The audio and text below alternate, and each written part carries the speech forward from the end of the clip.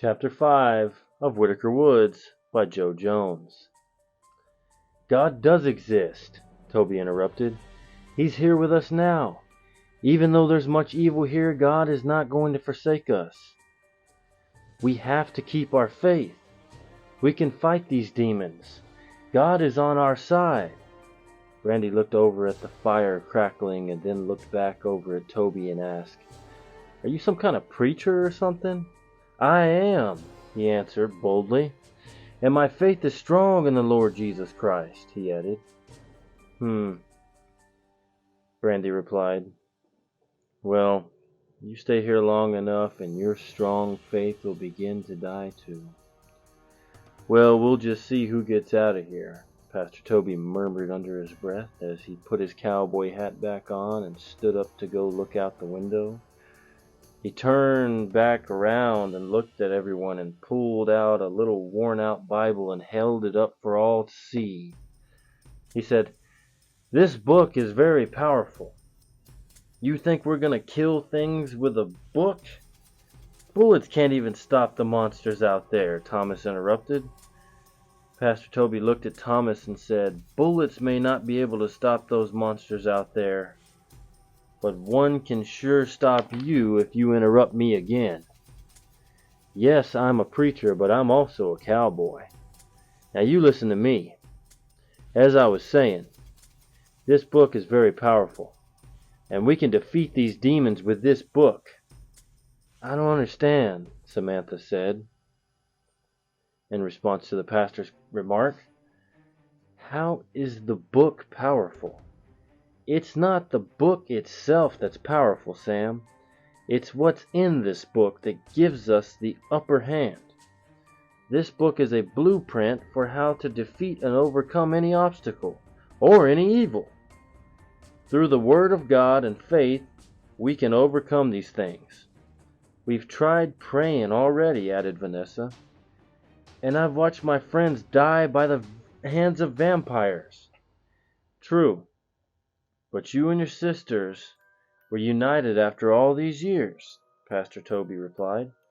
"Try to find the good out of this situation, and then you'll see that God is here. He's got a plan for all of you."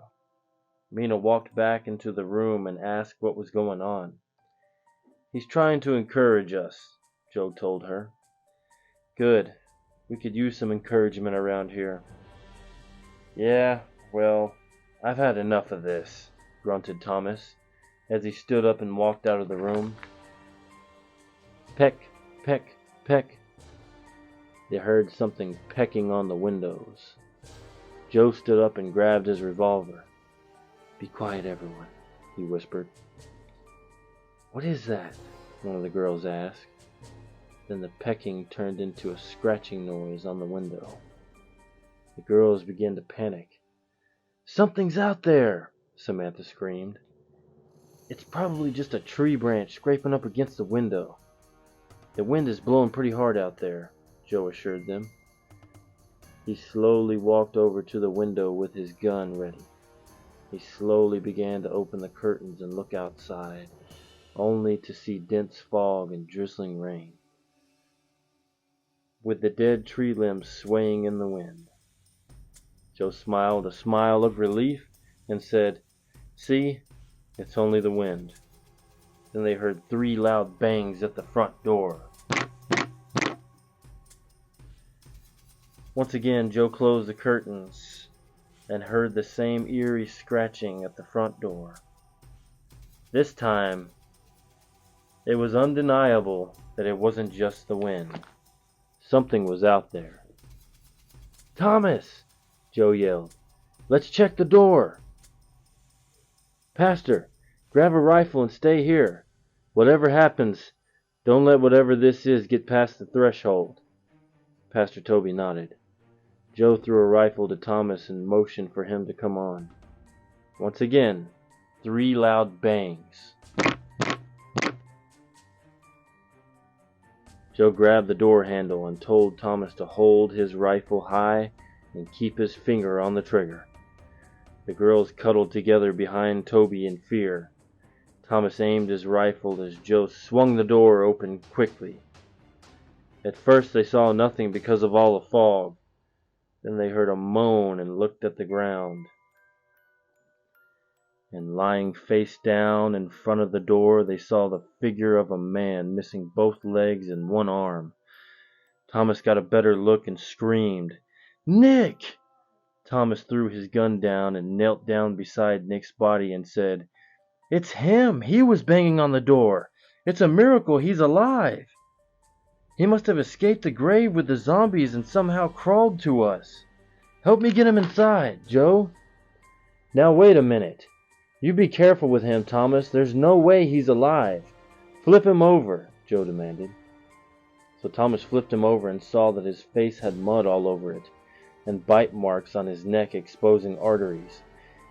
"Thomas, get away from him," said Joe as he began to back up. "Oh no, he's dead now. We're too late. He must have been banging on the door in his last moments," cried Thomas. "He must have just died." "Get back in here now, Thomas," Joe screamed. "Okay, but help me get his body." Before Thomas could finish his sentence, Nick's eyes opened, and they were glowing yellowish green. "Oh, thank God, he's alive!" exclaimed Thomas, still kneeling beside him. "No!" Joe screamed. Thomas looked back at Nick and screamed as he saw Nick's mouth open with bloody sharp teeth as a worm crawled out of his mouth. Thomas tried to get up and run, but Nick grabbed one of his legs and made him fall. Nick then bit into Thomas's calf, ripping it open like a shark attack. Thomas screamed at the top of his lungs in pain and terror as he kicked Nick in the face as hard as he could. Finally, the zombie let go of his leg and looked up at Joe with a chunk of bloody meat hanging out of his mouth. Joe shot Nick in the forehead, blowing the back half of his skull off. Joe dragged Thomas in the house and slammed and locked the door behind him. Thomas laid there, shaking, bleeding profusely on the floor. Brandy ran over with some cloaks and began to wrap it around his leg, nursing his wound. Mina stood in the corner watching and said, "He's not going to make it. He's either going to bleed to death or he's going to turn into one of those zombies first. See, I told you to get away from him. And you let your rifle outside," Joe angrily told him. "I can't get it to stop bleeding," said Brandy, panicking as she watched the blood from his legs seep through every layer of cloth that she had wrapped around it. "Like I told you, he's got two options. Once you get bit by one of those things, you become one yourself. Just like your friend Nick out there. So if I don't have a chance, why don't you just put me out of my misery? Y'all just gonna stand here and watch me bleed to death?" remarked Thomas. "Killing you now would be the best thing for all of us," replied Mina. "Well, any volunteers?" Joe asked. He looked over at the pastor. "I've put down horses, but never a man. Don't look at me," he stated. Thomas began to shake furiously. Looking up at Brandy, he said, "I'm cold." Joe looked over at him and said, "You're cold because all the blood is leaving your body and you're going into shock." "Or he's turning into one of those damn undead things," Felicia screamed. "Just give me the gun," Thomas grunted. "If you're too scared to shoot me, I'll do it my damn self." So Joe and Pastor Toby carried him up to the second floor and opened the window and set him up on the window frame, so that when he died, he would fall backwards out of the window. They didn't want him to die in front of the women downstairs, and they didn't want to open the front door and carry him out that way, because they weren't sure if Nick was really dead. And who knows what else was outside those doors. So Joe handed Thomas the revolver and loaded one bullet in it. He told Thomas he was sorry for his loss and The pastor said a prayer over him. Thomas then asked that they leave the room immediately.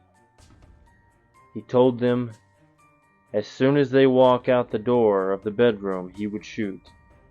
Thomas lifted his shaky hand with the gun, and they watched as he held it under his chin. "Go! There's no cure for me," he stated. "Go!" And with that, the two men bowed their heads and slowly walked across the hardwood floor of the room and walked out the door. They stood on the other side of the door waiting to hear the gunshot. Seconds passed, then minutes.